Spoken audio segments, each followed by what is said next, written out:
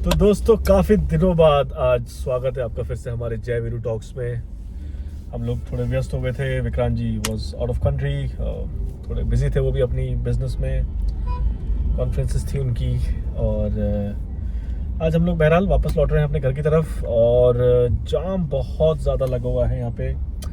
जाम की स्थिति यह है कि गाड़ियाँ एकदम बिल्कुल बोनट टू हुड चल रही हैं।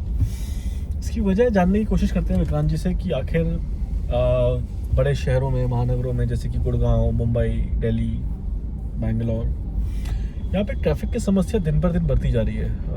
तो विक्रांत जी क्या कहना है आपका इस बारे में?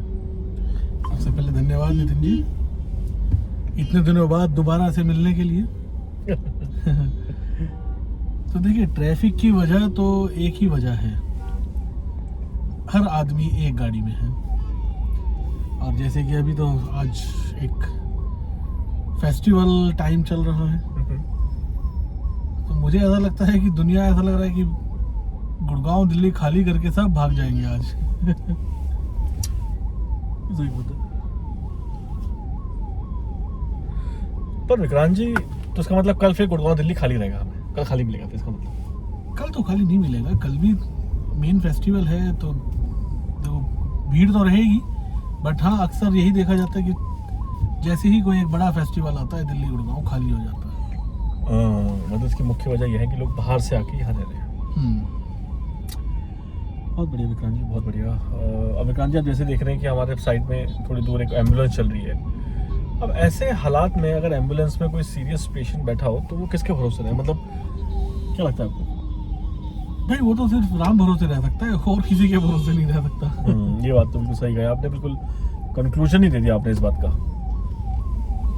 क्योंकि ऐसी स्थिति में तो पैदल आदमी का चलना मुश्किल है, तो गाड़ी, एम्बुलेंस तो कहाँ कैसे निकलेंगे? विक्रांत जी, तो आप अब जैसे कि आप देख रहे हैं कि हम लोग भी अब शायद 2-2.5 घंटा अपनी गाड़ी में साथ में बिताने वाले हैं आगे चल के, क्योंकि जाम लगा है और डिस्टेंस भी है। मैं जानना चाहूँगा आपसे कि ऐसी कुछ चीज़ें जो आप हमारे दर्शकों को बता सकते हैं कि जब वो गाड़ी में हों तो ड्राइविंग तो ऑफकोर्स बहुत ज़रूरी है, फोकस करना, उसके अलावा कुछ प्रोडक्टिव काम कर सकते हो 2-2.5 घंटे तक? वरना 2-2.5 घंटे बैठे बैठे कुर्सी और गाड़ी चलाने में तो मतलब क्या लगता है आपको, समय की बर्बादी, या आपका क्या पक्ष है इस बारे में? देखिए, प्रोडक्टिव तो आप क्या करेंगे गाड़ी में, वो भी ऐसे ट्रैफिक में। ऐसा तो है नहीं कि सड़क खाली और सिर्फ गाड़ी चला रहे हैं। पॉडकास्ट बना ले, वो एक प्रोडक्शन हो सकता है बस।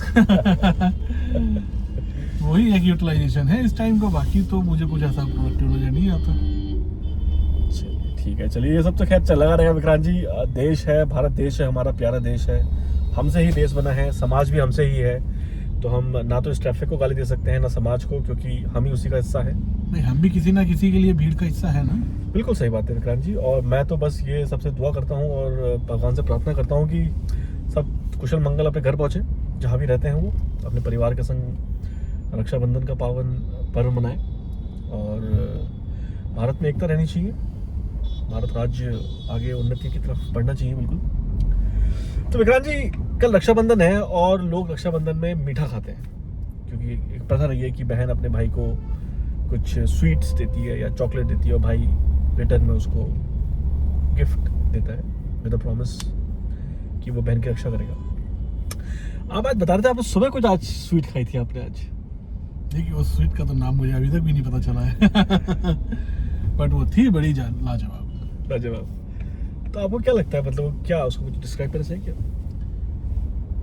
मेरे हिसाब से तो वो मल्टी फ्लेवर डिश थी भाई, किसको मतलब हर बाइट में एक अलग पंच था।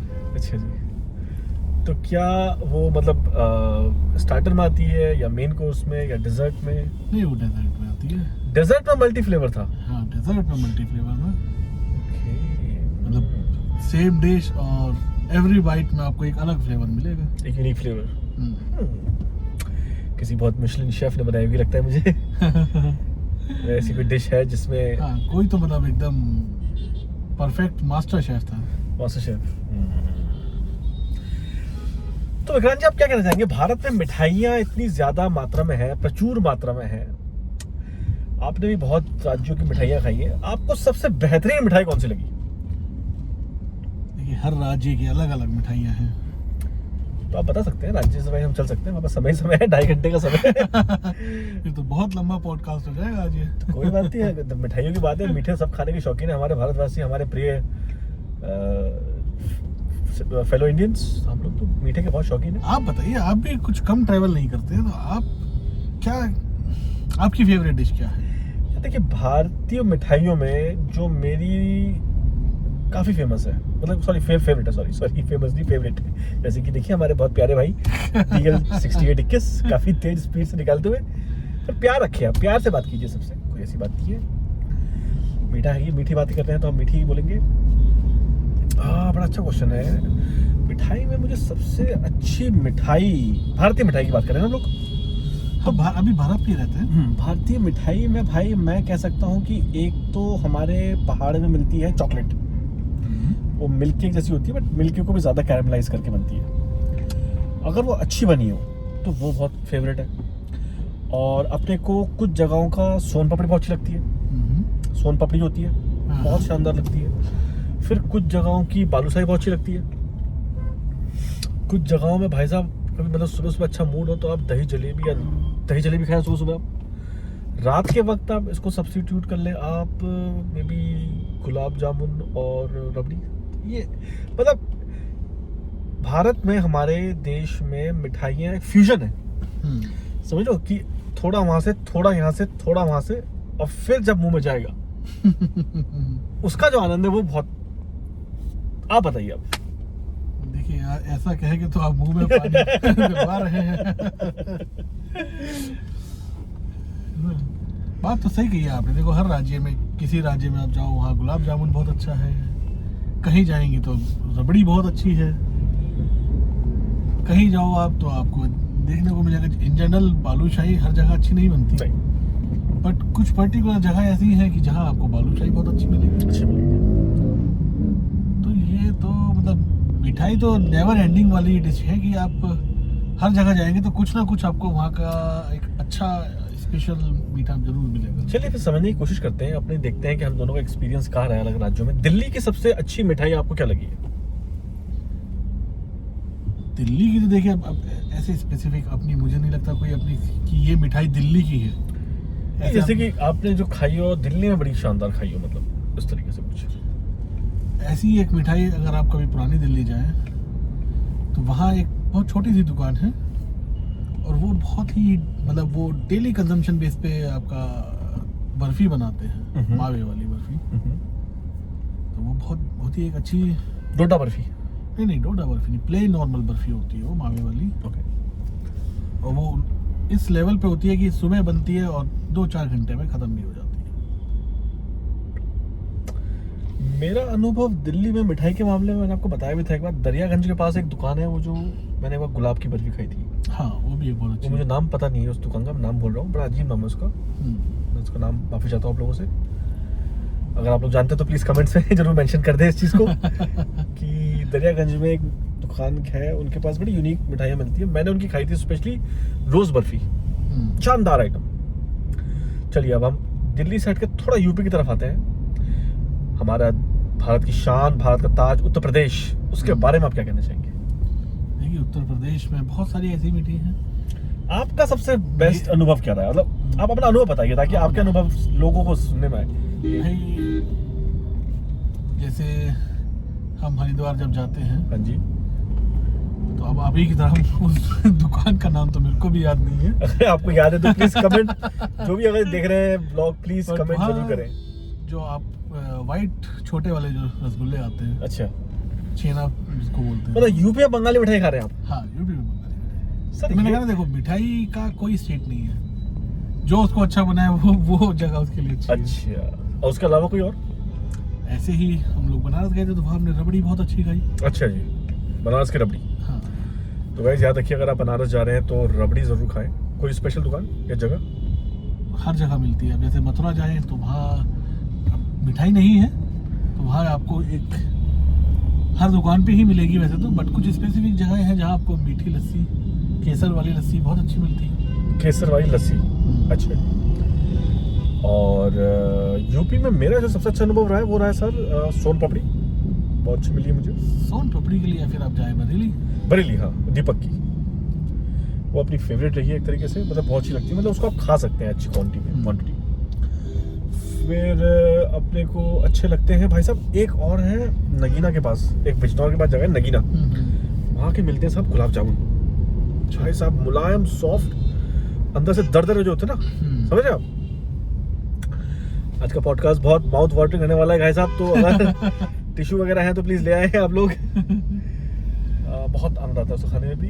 और यूपी में मैंने और क्या खाया है, इतना ही खाया है फिलहाल तो खैर। और शायद मैंने कहीं चंदोसी की मिठाई बहुत अच्छी है वैसे, चंदोसी करके एक जगह है यूपी में, तो वहाँ की गजक बहुत अच्छी है। तो यूपी में अगर आपको अच्छी गजक खानी है, मतलब गुड़ की गजक बढ़िया वाली ना, इसमें एकदम हीट आए, तो वो भी खा सकते हैं आप। खैर, और आप बताएंगे आप मध्य प्रदेश में आपको क्या लगा अच्छा है? मध्य प्रदेश में हमने जलेबी बहुत अच्छी खाई है। जलेबी, पोहा जलेबी। पोहा जलेबी का कॉम्बिनेशन आपको अच्छा लगा? Okay, very good. और उत्तराखंड की अभी ने बताया चॉकलेट बर्फी, वो बहुत ही एक अलग यूनिक फ्लेवर है वो। ठीक है। और राजस्थान में सच मैंने कभी ट्राई किया नहीं है। किया है, आप शायद भूल रहे हैं अभी, हो सकता है कि शायद आप अभी गुलाब जामुन के उसमें खुमार में है, लेकिन घेवर राजस्थान का काफ़ी अच्छा होता है। अगर कभी जयपुर जाएं, pink city of our beautiful Rajasthan, बहुत सुंदर जगह है, बहुत प्यारी बेहतरीन जगह है, वहाँ का आप घेवर ज़रूर खाएं। स्पेशली वो जब हमारी भारत में तीज का पर्व मनाया जाता है उस दौरान बहुत मिलता है, हाल फिलहाल में ही मिल रहा था अभी, तो आप वो घेवर ज़रूर खाएं। राजस्थान में घेवर बहुत शानदार मिलता है, उसको मिस ना करें आप।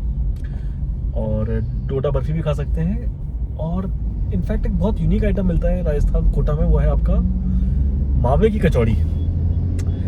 तो मावा होता है उसके अंदर कचौड़ी में, जैसे कि प्याज की कचौड़ी होती है, वैसे आपकी मावा की कचौड़ी है। खाई है मैंने। तो वो भी एक यूनिक आइटम है, आप ट्राई कर सकते हैं उसको। साउथ में आपको क्या लगता है कि मीठे का क्या कल्चर है? साउथ मैंने कभी ट्राई नहीं किया। डाउन साउथ पायसम वगैरह? नहीं। खीर पायसम देखिए अब स्पेशलिटी की बात करें तो खीर तो भैया अपने यहाँ की ही अच्छी होती है, मुझे नहीं पता साउथ में कितनी अच्छी खीर होती है। अच्छा। नहीं, मेरे हिसाब से खैर हर जगह का स्वाद बहुत लाजवाब है। हमारे साउथ के प्यारे भाई लोग अगर देख रहे हैं तो वेलकम, और बहुत अच्छा है, साउथ में भी बहुत अच्छा खाना मिलता है, बहुत अच्छी स्वीट्स है। महाराष्ट्र में मीठे में क्या हो सकता है? अच्छा, आप बाहर भी गए बहरहाल, खैर भारत पे तो हमने बात कर ली है मिठाइयों की, आप बाहर बहुत कंट्रीज में गए हैं for travel and for other purposes, तो आपको क्या लगता है कि बाहर क्या चीज़ अच्छी है जो ट्राई करनी चाहिए इंसान को, स्पेशली एज अ वेजिटेरियन?